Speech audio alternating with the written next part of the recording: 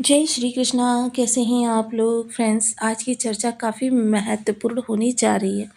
आज हम चर्चा करने जा रहे हैं ऐसे ग्रह की जो हमारे जीवन में साहस के लिए, ऊर्जा के लिए और ऐसे समय के लिए जो हमारी कर्म को प्रभावित करे, आजीविका को प्रभावित करे। आजीविका भाव में हमारे 4 ग्रहों की युति पहले से ही विद्यमान है, जिसमें से सूर्य, राहु, शुक्र और बुध इस प्रकार से इनकी स्थिति है। 23 फरवरी 2026 वो विशेष तिथि रहेगी जब मंगल देव अपना राशि परिवर्तन करेंगे और राशि परिवर्तन करके यहाँ पर मंगल देव आएंगे। 5 ग्रह होंगे। 5 ग्रहों का एक साथ होना पंच महापुरुष योग का निर्माण करता है। अब ये पंच महापुरुष योग कहाँ पर बन रहा है? केंद्र भाव में। केंद्र में भी कहाँ? दसम स्थान पर। दसम स्थान 1, 4, 7, 10 वो भाव होते हैं कि जहाँ पर यदि कोई ग्रह आ जाए तो उसको विशेष बल प्राप्त हो जाता है। अब राहु यहाँ पर अगर देखें तो राहु यहाँ पर दिग्बली भी हैं और कारक भी हैं। अब मंगल की अगर चर्चा करें तो मंगल देखिए अतुलित बल धामा, अतुलित बल और साहस के कारक ग्रह माने जाते हैं। अब ये भी जब यहाँ पर आ जाएंगे तो पंच महापुरुष नामक योग बनेगा। पंच महापुरुष नामक को सर्वश्रेष्ठ योगों की श्रेणी में रखा जाता है। अब जब ये सर्वश्रेष्ठ योग का निर्माण करेंगे तो किस तरीके की आपके सामने चीज़ें आएंगी, उपस्थित होंगी।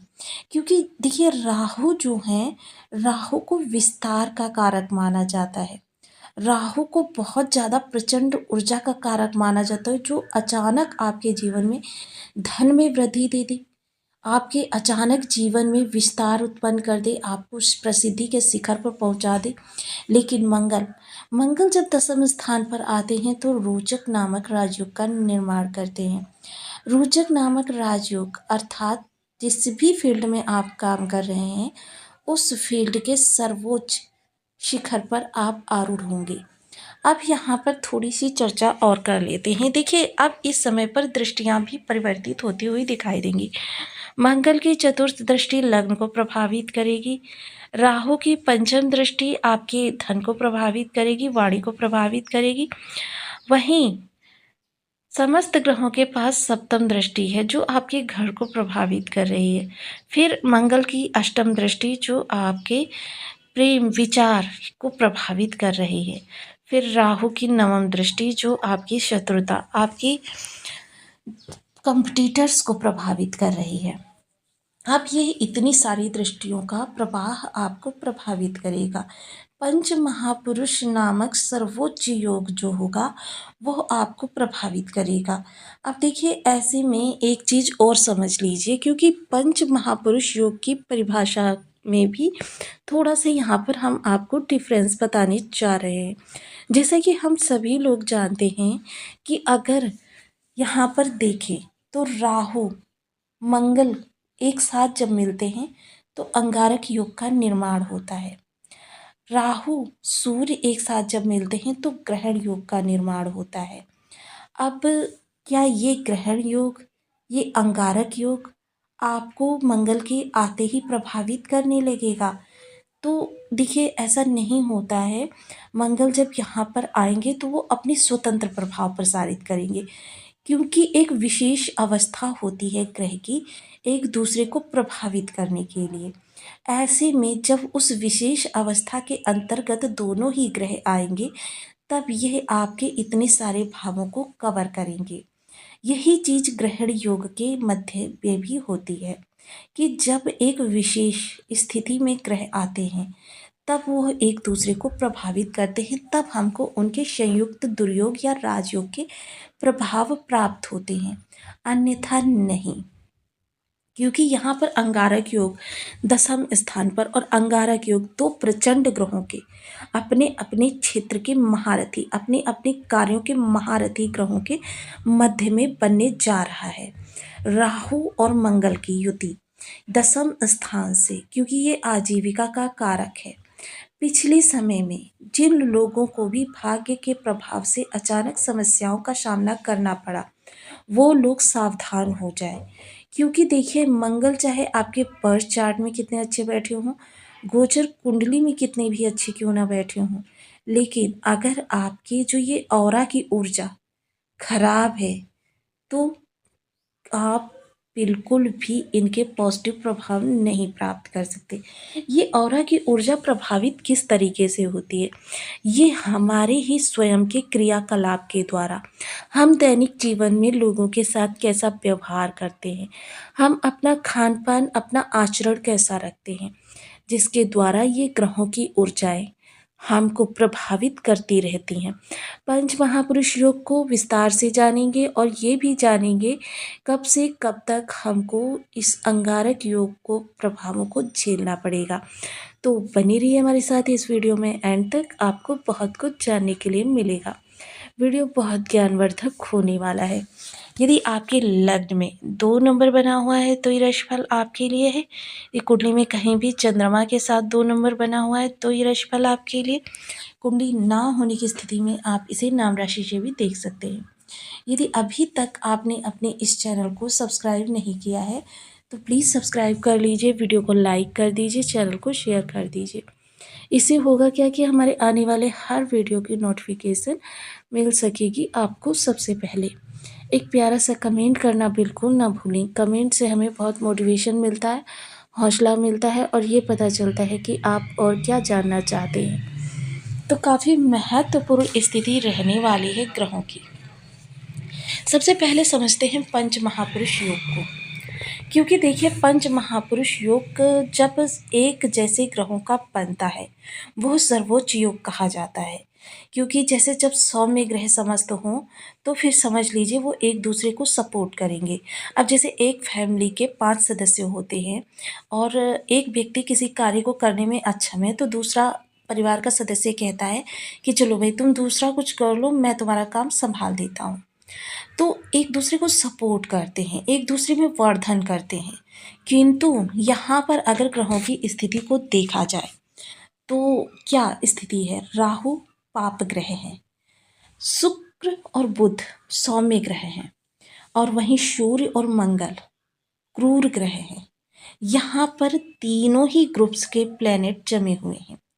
हालांकि ये दिखने में तो आपको पंच महापुरुष नामक योग दिख रहा है, लेकिन ये बहुत बड़ी विषमता को लेकर आया है। यहाँ पर ग्रहों के मध्य खींचातानी मची रहेगी। सभी ग्रह एक दूसरे के कार्य को बिगाड़ने में लगे होंगे, और राहु तो देखिए वैसे ही प्रचंड, उनको बस एक सूक्ष्म सा सूत्र चाहिए, विस्तार तो वो स्वयं दे देते हैं। ऐसे में कार्यस्थल संबंधी, यानी कि जो भी कार्य आप आजीविका के लिए कर रहे हैं, वहाँ पर विवेक और धैर्य को बिल्कुल नहीं छोड़ना है। दूसरा वाणी, क्योंकि वाणी जब यहाँ पर अंगारक योग से प्रभावित होगी तो वाणी के अंदर समझ लीजिए आपके अंगारे बरसेंगे। आपकी वाणी की सौम्यता, नम्रता, समझशीलता सब कुछ खत्म हो जाएगा। क्योंकि इस समय पर लोगों को अपमान करने में, व्यंग्यात्मक रूप से उनका तिरस्कार करने में या फिर कड़वे शब्द बोलने में आपको आनंद आएगा और आप कहेंगे हम तो स्पष्टवादी हैं। बल्कि आजकल सच ही कड़वा होता है, जो संबंधों को और संबंधों से फिर आपके कैरियर तक को प्रभावित कर सकता है। इसका आपको बहुत सजगता से ध्यान रखना है। दूसरा, क्रोध, आपके अंदर क्रोध की अधिकता रहेगी। क्रोध विवेक को खाता है और विवेक बुद्धि को खाती है। इस सूत्र को हमेशा ध्यान रखें। जब भी आपको क्रोध आने लगे तो बहुत ही ध्यान से, बहुत ही विचार से इन चीज़ों को आपको संभालना है। क्योंकि आजीविका से बना हुआ यह जो योग है, आप देख रहे हैं बहुत सारे भावों को कवर कर रहा है, जिसकी वजह से जिस समय ये अंगारक योग प्रभावी होगा, उस समय आपके जीवन में वह तूफान आएगा कि ये तो आपके आगामी कई वर्षों की उपलब्धि आपको इसी समय के दौरान दे जाएगा, या फिर आगामी कई समय के जो आप करेंगे उसका भी खामियाजा आपको अभी भुगतना पड़ जाएगा। बहुत महत्वपूर्ण यह समय है आपके लिए, क्योंकि इस समय को अगर आपने नहीं समझा, क्योंकि क्रोध होगा, शत्रुता भी होगी, साथ ही साथ विचार भी प्रभावित होंगे। आपके सुख, घर गृहस्थी पर भी इसका प्रभाव पड़ेगा। माता का जीवन भी प्रभावित होगा। ऐसे में संतान भी आपकी आपसे टकराव के लिए तैयार बैठी होगी। तो मोस्टली इस समय पर सिर्फ एक ही चीज़ आपको करनी है, अपने धैर्य को बनाए रखना है, संयम को नहीं छोड़ना है। क्योंकि जहाँ पर कहते हैं ना कि असावधानी हुई यानी संयम छूटा, वहीं पर आपके लिए राहु का विस्तार प्रारंभ हो जाएगा। क्योंकि राहु देखिए हमेशा लर्निंग पावर से बेटर होते हैं। और राहु एकमात्र राहु ऐसे हैं कि जो इस समय पर निगेटिविटी की, लेकिन राहु को अगर हम कहें निगेटिव है तो बहुत ज़्यादा निगेटिव भी नहीं है। क्योंकि राहु जब आप अपनी स्किल्स को अपडेट करते रहते हैं, अपनी दक्षता को बढ़ाते रहते हैं, ऐसे में राहु लोगों के लिए बहुत अच्छा करते हैं। और देखिए यहाँ पर थोड़ी सी निगेटिविटी तो आपकी बनी रहेगी। एक तो सूर्य ने विपरीत राजयोग बनाया हुआ है, दूसरा एक पॉजिटिविटी अच्छी चीज़ आपके लिए ये हो रही है प्लस पॉइंट कि गुरु की नवम दृष्टि इस योग को देखेगी।